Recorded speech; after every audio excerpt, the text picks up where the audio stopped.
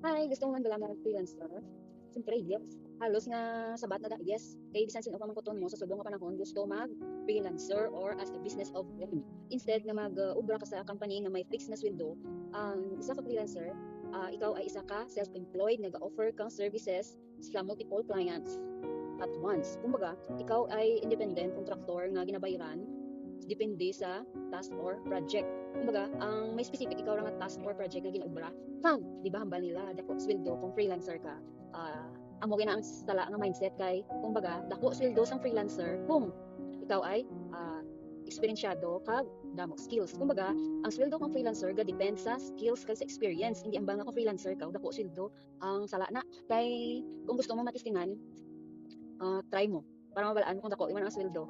Kaya ang mambal ko lang, kung gusto mo dako sweldo mo, dumabuang ka man nakaobra. Pero kung saktuhan ang sweldo mo, chill-chill ka lang man na. Ang tanan gali nga about sa akon nga gina-share kag ginahambal.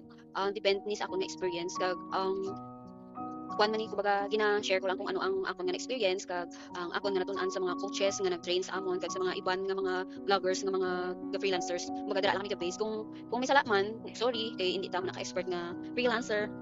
Pwede man ano nga i-correct in a good way kay depende pero depende sa ano sa pag-intindi nyo pero ang akon lang ano ya is share ko lang ang akon nga nabalaan based on my experience.